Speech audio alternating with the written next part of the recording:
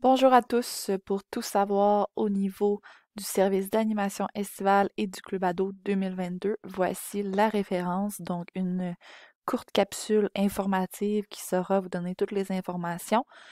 On vous invite fortement à consulter également le guide du parent où vous pourrez retrouver les informations à une seule et même place. Bonne capsule. Donc, au cours de cette capsule, on couvre rapidement l'organigramme de l'organisation. L'animation estivale, c'est quoi? Pourquoi une rencontre? Pourquoi une capsule informative? Qui nous sommes? Nos différents services? Le fonctionnement général de cet été? Nos arrivées et départs, donc pour s'assurer que tout fonctionne bien à ce niveau? Nos ratios 2022? Le matériel à fournir en tant que parent? Notre code de vie et protocole d'intervention, ensuite les outils pour bien communiquer avec notre équipe, la visite des lieux, donc une formule mise en place depuis l'an dernier pour venir visiter les lieux avant la première journée du camp de jour, et ça complétera le tout. Donc voici les acteurs importants de la structure de la corporation récréative. Donc il y a la CRV. C'est quoi la CRV? C'est une organisation paramunicipale qui est mandatée par la ville pour opérer plusieurs services, dont le service d'animation estivale. Donc rapidement, étant donné que ce ne sera pas tous ces intervenants-là que vous serez appelés à côtoyer. Donc, nous avons Anne-Sophie Desharnais, directrice générale de la corporation par intérim, qui assure également un rôle au niveau de la direction adjointe en ressources humaines. Monsieur Pierre-Louis Savoie, superviseur des activités, donc il s'occupe au niveau événementiel, matériel, se retrouve beaucoup sur le terrain avec la gang. Les responsables sur le terrain, donc les deux personnes qui pourraient être appelées à côtoyer vos enfants pour certaines situations ou même à vous côtoyer. Léonie Martin au programme régulier et Alice Perrault au niveau de notre programme d'intégration. Sur le terrain, donc, nos fameux chandails jaunes, nous avons animateurs en chef, les animateurs, donc l'équipe d'animateurs, et quelques stagiaires, donc majoritairement un stagiaire par site avec un chandail orange qui est à sa première expérience de travail, qui souhaite apprendre un peu c'est quoi l'animation pour éventuellement, peut-être dans les prochaines années, appliquer pour le poste d'animateur. Au niveau de l'intégration de notre programme d'intégration pour les enfants à besoins particuliers, nous avons dans chaque site un accompagnateur responsable qui, sous sa charge, aura les différents accompagnateurs qui sont jumelés avec un, deux, trois enfants. Les acteurs importants autres, donc avec qui on travaille conjointement, Isabelle No, adjointe à la direction, Pascal Fortin, technicienne en intégration qui chapeaute beaucoup tout ce qui est le processus d'évaluation des jeunes à besoins particuliers. Notre coach en animation, donc qui se déplace d'un site à l'autre pour apporter du support à nos nouvelles ressources. Et un agent de loisirs qui chapeaute majoritairement le côté événementiel avec Pierre-Louis. Donc voici notre grande équipe. Les camps municipaux à Victoriaville, c'est quoi? C'est 6 sites pour les 5 à 12 ans cet été. Un site qui s'adresse aux ados, donc notre club ado. C'est plus d'une centaine de jeunes travailleurs motivés. Un programme d'intégration qui est reconnu pour les enfants à besoins particuliers. 8 semaines d'activité, donc plus exactement 7 semaines et demie. Et des inscriptions à la semaine, donc qui sont en vigueur depuis les dernières années. Cet été plus particulièrement, c'est un retour des sorties extérieures payantes, les activités locales et interparcs, donc beaucoup plus d'activités dans le calendrier, vous le verrez. N'ayant plus de contraintes au niveau de la COVID, c'est beaucoup plus facile. Un retour à la normale également pour la capacité des sites et les ratios. Et bref, tout ça, c'est du plaisir garanti. On a eu du plaisir dans les 2 derniers étés, mais on va se le dire, avec le retour à la normale, ce sera beaucoup plus facile de faire une panoplie d'activités avec vos jeunes. Dans les dernières années, on a mis au point en fait une rencontre qui est obligatoire pour les nouveaux participants, pour les parents, pour s'adresser à vous rapidement, vous dire c'est quoi, qu'est-ce qu'on offre dans nos services. Donc pour nous, ça permet de créer un premier contact avec vous, de vous présenter les grandes lignes du service et ses acteurs clés, donc les gens que vous pourriez être appelés à côtoyer, mais surtout, c'est de favoriser la réussite de l'été pour tous. Cette capsule-là, comme on l'a mentionné durant notre rencontre du 7 juin, est disponible via le site web et est également envoyé par l'animateur en chef. Donc, vous avez une responsabilité en tant que parent d'être à l'affût des points d'information. Il y en a plusieurs, les courriels, le guide du parent, cette capsule-là, le site web qui est très complet. Donc, tout ça vous appartient pour être bien à l'affût des informations. Rapidement, notre mission pour la corporation, pour le service d'animation estivale, on s'engage à offrir des activités diversifiées, ça c'est certain, sportifs, artistiques, récréatifs, socio-éducatives, où le plaisir et la santé des enfants sont définitivement une priorité. Contribuer au développement de l'autonomie, du jeu libre, donc le jeu libre cet été, ça va arriver, c'est des beaux moments, et l'adoption de saines habitudes de vie. C'est de permettre aux jeunes de s'impliquer dans une vie de groupe, de quartier, de découvrir leur milieu. On fait beaucoup de sorties à même la municipalité, de petites activités. On se déplace à pied, donc ça permet vraiment de découvrir qu'est-ce qu'il y a ici à Victoriaville et Saint-Christophe. Notre but ultime, vous l'aurez deviné, c'est d'animer, de divertir et de permettre à vos enfants de s'amuser. Pour enchérir sur la mission, on vous offre une structure d'accueil basée sur une animation à caractère récréatif. C'est super important ici, le terme récréatif. Nous ne sommes pas un milieu scolaire, donc les attentes ne peuvent pas être comme un milieu scolaire. Ça, avec la rencontre de parents, avec la capsule informative, on souhaite vraiment mettre l'emphase là-dessus. Parfois, bon, en fait, on termine l'école la semaine précédente, le 30 jours. On peut avoir des attentes envers nos jeunes travailleurs qui sont normales, mais à un certain moment, il faut se rappeler que ce ne sont pas des professeurs d'expérience avec 20 ans, ce sont des jeunes travailleurs en apprentissage. Oui, il y a des balises qu'ils ont à respecter. C'est certain qu'au niveau de la sécurité, on n'en parlera jamais trop, mais après ça, on souhaite des fois, parfois rétablir le fait que c'est récréatif, que c'est du loisir et non un milieu scolaire.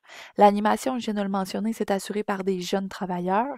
La prise en charge, on s'engage à une prise en charge sécuritaire de vos enfants à l'intérieur des limites et des compétences de nos fameux jeunes et de favoriser la qualité de votre expérience et la sécurité des personnes et des biens tout en respectant notre mission, nos objectifs, nos politiques et évidemment nos règles de fonctionnement.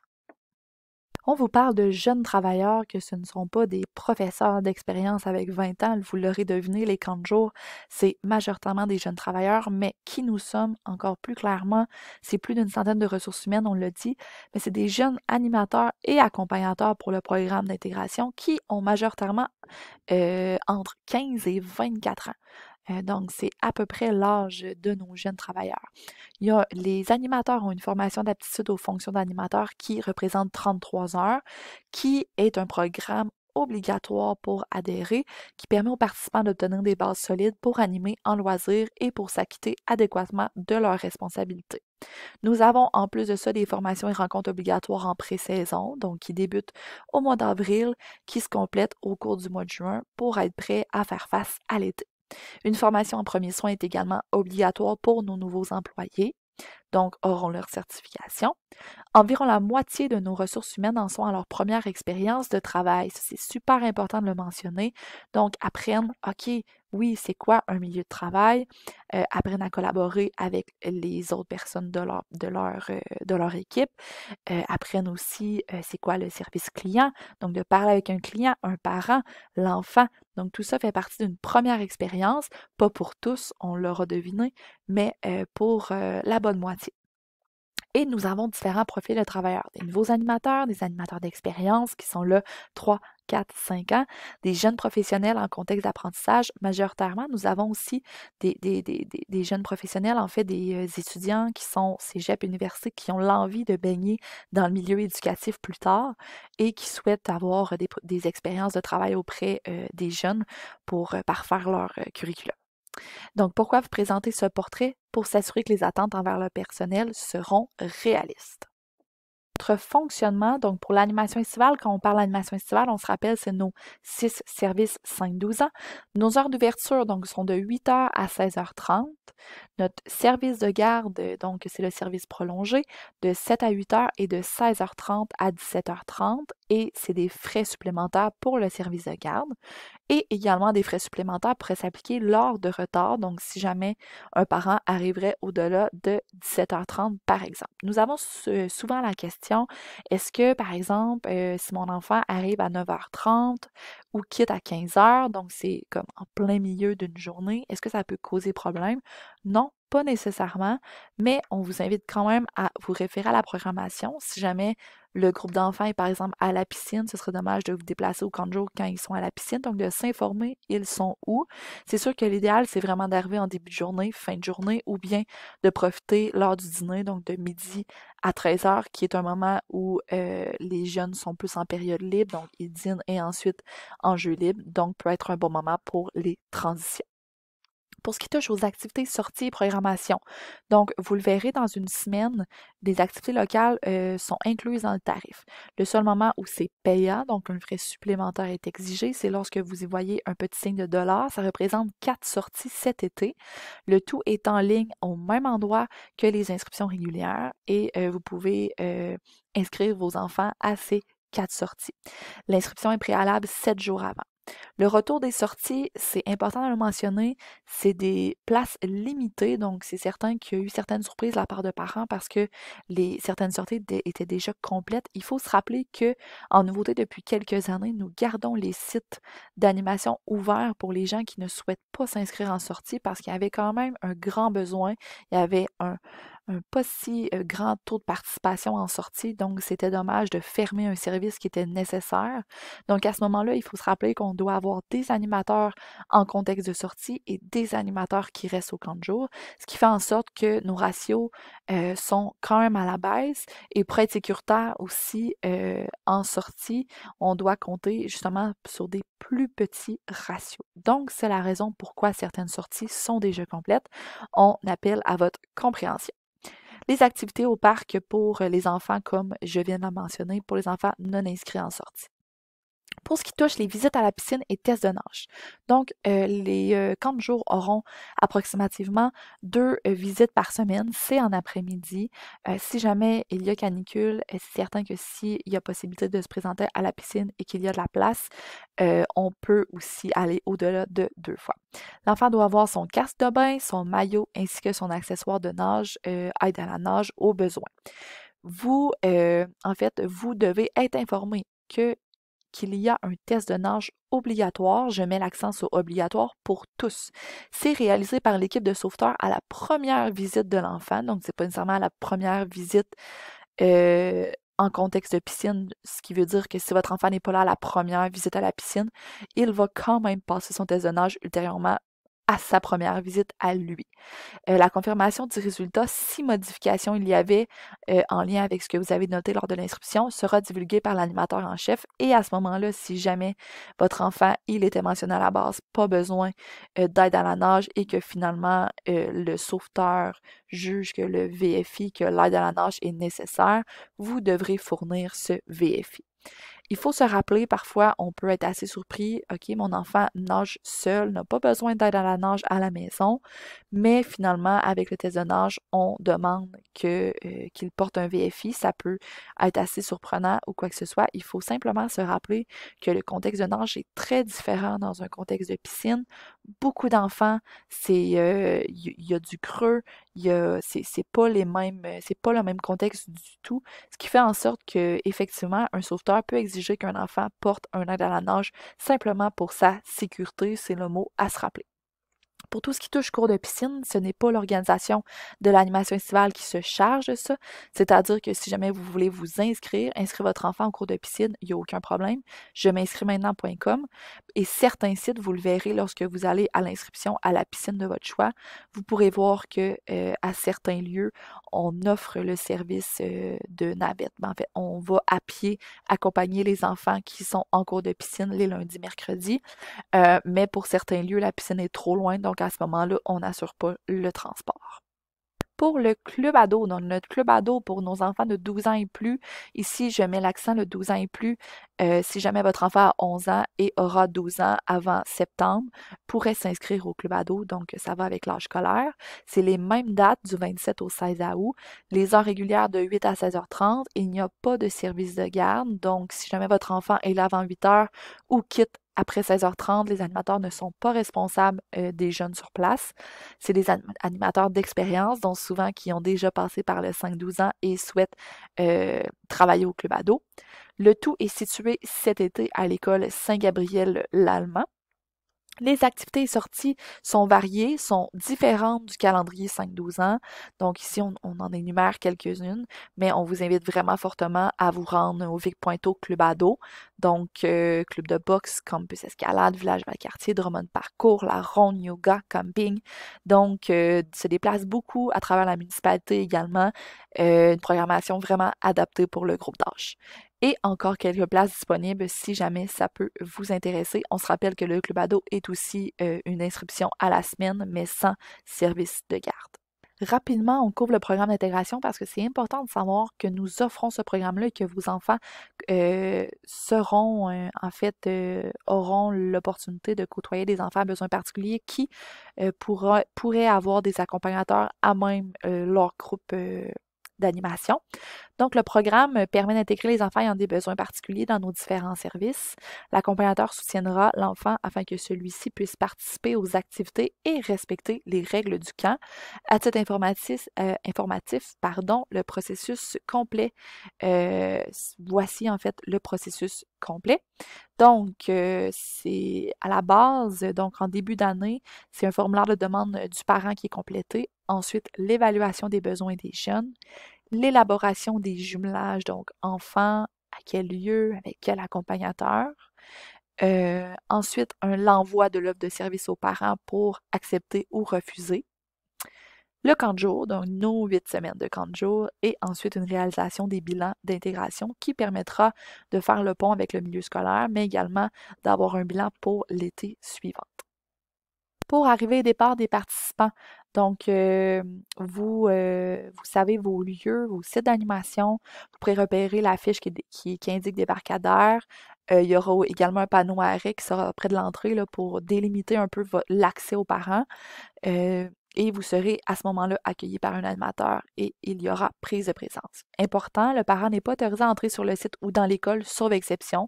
Donc, certain que nous avons restreint un peu l'accès dans les dernières années, puis on souhaite garder ce principe-là. Donc, si jamais il y a une prise de rendez-vous ou quoi que ce soit, il n'y a aucun problème, mais comme ça, on s'assure de la sécurité de tous. Même principe, inversement, donc au départ des participants, c'est l'arrêt du parent à la table d'accueil. S'assurer que la liste des gens autorisés à quitter avec l'enfant est à jour, qui est fait à l'inscription. Si jamais il y avait modification, ce serait de se référer à l'animateur en chef. La rencontre de premier contact qu'on va parler un peu plus tard peut être aussi un bon moment pour vérifier cette liste-là si jamais vous n'êtes pas certain de qui a été mentionné dans la liste lors de l'inscription dans les dernières semaines. Vous pourriez ajouter des gens. Donc, c'est important de savoir qu'une pièce d'identité qui est demandée et que si jamais, Jean, le mononcle de Sophie, se présentait et n'est pas sur la liste, à ce moment-là, on ne pourrait pas permettre. C'est vraiment au niveau de la sécurité. On sait que ça peut peut-être créer certains irritants, mais à ce moment-là, on demanderait de parler aux parents ou d'avoir un mémo de la part du parent pour une prochaine fois pour autoriser Jean, dans ce cas-ci, à partir avec l'enfant. Pour les points importants, donc c'est un simple petit rappel, quoique la COVID est moins présente, mais quand même, ne pas vous présenter au parc si votre enfant ou un membre de votre famille immédiate présente des symptômes. Il y aura toujours un animateur responsable de l'accueil de 7h à 8h30 et 16 à 17h30. Si vous vous présentez à l'extérieur de ces plages horaires-là, vous devez téléphoner au préalable à l'animateur en chef pour l'aviser. Ou encore, si jamais, bien entendu, vous voyez un animateur à proximité, le téléphone n'est peut-être pas toujours nécessaire, mais sachez que c'est toujours possible de téléphoner pour aviser et en même temps peut-être valider où se retrouvent les enfants à ce moment-là. Rapidement pour les lieux, en fait, c'est simplement pour s'assurer, étant donné qu'il y a un changement d'été en été, nous sommes dépendants du centre de service là, au niveau des écoles. C'est si jamais vous ne connaissez pas l'adresse de votre site d'animation, vous n'êtes pas certain, vous pouvez vous référer à la carte interactive sur notre site vic.to/animation estivale. Et à titre informatif également, nous offrons uniquement le service de traverse piétonnière à La Rivière, donc au boulevard Bois-Franc-Sud et Giroir, c'est la même traverse qu'habituellement. Lors de l'année scolaire. Pour nos ratios cet été, donc nous sommes pour les 5-6 ans du 1 pour 10, donc un animateur pour 10 enfants, 1 pour 15 pour les 7-8 ans, pardon, et 1 pour 15 également pour les 9 ans et plus. Les ratios sont à la hausse lors des périodes de garde, donc début de journée, fin de journée, heure du dîner. Donc à ce moment-là, nous pouvons aller jusqu'à du 1 pour 20 selon la réglementation. Et les ratios sont évidemment à la baisse lors des sorties. Votre responsabilité pour le matériel à fournir dans un sac fermé identifié au nom de l'enfant, vraiment ça aide énormément lorsque nous avons aucun sac ou bien plusieurs sacs pareils et sans nom d'enfant, ça peut compliquer un peu les choses. Dans le sac, bouteille de crème solaire, avoir déjà mis la crème solaire avant d'arriver le matin, c'est ce que nous recommandons à 100%. Une bouteille d'eau, 2 collations, un repas froid et réfrigéré ou un thermos.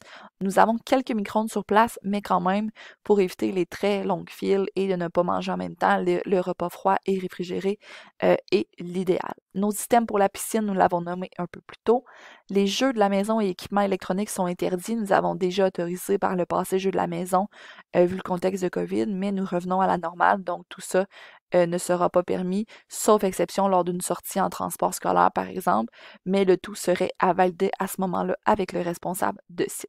Évidemment, on le rappelle, vêtements confortables, propices pour bouger, venir au camp de jour en gougoune, en petite jupe, ça peut être difficile de jouer à certains jeux. On se rappelle que le parc, c'est oui des activités de tout genre, mais il y a aussi des activités d'éducation physique qu'on pourrait retrouver en éducation physique dans le milieu scolaire. Donc, des jeux extérieurs, des jeux de ballon, on court, on bouge. Donc, à ce moment-là, on s'assure d'être bien habillé pour les circonstances. Le code de vie au camp de jour, donc 4 règles essentielles pour passer un bel été, c'est participer activement aux activités, donc écouter attentivement les consignes données, respecter les animateurs et les autres enfants. Aucune violence verbale ou physique ne sera tolérée. S'impliquer, démontrer une attitude positive, faire preuve d'ouverture et favoriser un bon climat de groupe. Et finalement, respecter le matériel et les lieux. Pour le protocole d'intervention disciplinaire, donc, nous avons le billet jaune et l'avis disciplinaire. Donc, pour des infractions mineures, le billet jaune serait pour un geste ponctuel pourrait être remis. Donc, on s'entend ici qu'il y a des interventions avant de se rendre à ce moment-là, mais voici notre protocole, donc billet jaune pour quelque chose de ponctuel et de mineur, on en parle un peu plus bas. Donc, c'est en fait le but de ça, c'est d'aviser le parent d'une situation de son enfant au parc, de réduire l'apparition de comportements problématiques.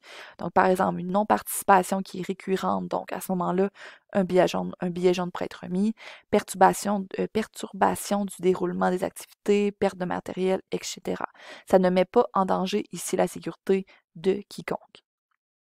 Pour l'avis disciplinaire, donc si on parle d'infraction mineure, mais que c'est très récurrent, donc on a passé par le billet jaune, ça ne fonctionne pas, ou des infractions qui sont un peu plus majeures, donc qui touchent par exemple la sécurité, ça pourrait être évidemment un avis disciplinaire. Le but est d'aviser le parent de la situation au parc, de réprimander un comportement problématique venant à l'encontre des règlements du parc.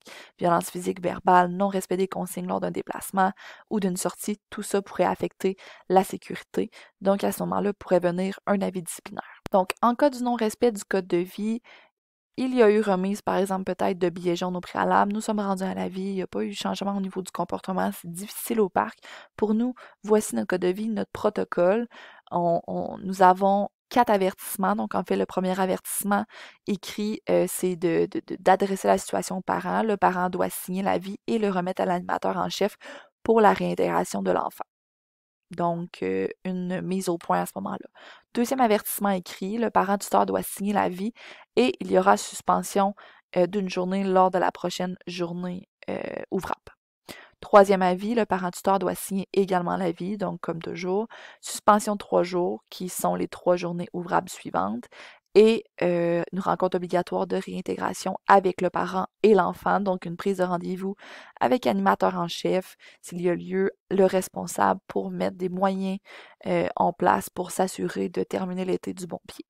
Et un quatrième avis serait malheureusement une suspension immédiate pour le reste de la saison. Il faut se rappeler que nous sommes un milieu de loisirs, que nous avons certaines limites au niveau de notre service, puis qu'à ce moment-là, si après plusieurs tentatives mises en place, intervention de la part de notre personnel, mais aussi de la part de nos responsables en intervention, et que ça ne fonctionne pas, malheureusement, il y aura suspension immédiate et référence au programme d'intégration pour l'été prochain au besoin. Évidemment, nous pouvons modifier cette échelle de conséquences selon la gravité des gestes posés, vous l'aurez deviné. Pour le programme d'intégration, on tient à le rappeler, les règles appliquées en considérant le soutien de l'accompagnateur. Donc, les mêmes règles sont appliquées, mais on considère qu'il y a également un soutien de l'accompagnateur. Application du protocole d'avis régulier et une gradation des interventions adaptées.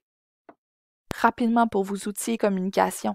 Donc, le guide du parent à télécharger via notre page web sera également remis en papier si vous le désirez sur place. Outil idéal pour tout retrouver, contact, matériel, règlement, programmation. Le courriel du camp de jour, donc attendez-vous à un premier contact de la part de votre animateur en chef si ce n'est pas déjà fait. Et attention à vos indésirables, il nous a déjà été adressé que les courriels de nos animateurs en chef pouvaient tomber dans les indésirables et donc avoir un certain bris de communication. L'idéal, c'est en personne au parc. C'est l'endroit idéal pour discuter, pour communiquer, si jamais il vous manque des informations, de poser vos questions. Et la table d'accueil reste justement le meilleur moyen pour s'adresser à quelqu'un.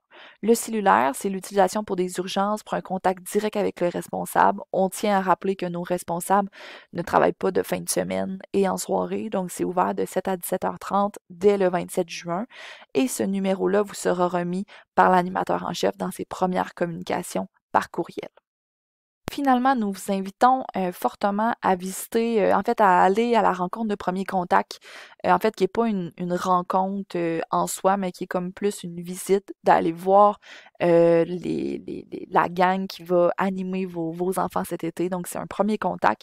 C'est le moment idéal pour récupérer le guide du parent, le chandail de votre enfant qui est fourni à l'inscription, visiter les sites, poser vos questions. Aller à la rencontre des animateurs. Donc, pour un nouvel enfant ou pour un enfant en bas âge, ça peut être sécurisant d'aller à ce moment-là. Donc, nous vous l'offrons en nouveauté depuis l'année dernière et cette année, ce sera le 22 juin entre 18h30 et 20h. Donc, entre ces heures-là, vous pouvez vous présenter. Comme mentionné, c'est pas une rencontre dirigée. Donc, même si vous y arrivez à 19h30, il n'y a aucun problème. L'équipe sera sur place pour vous accueillir.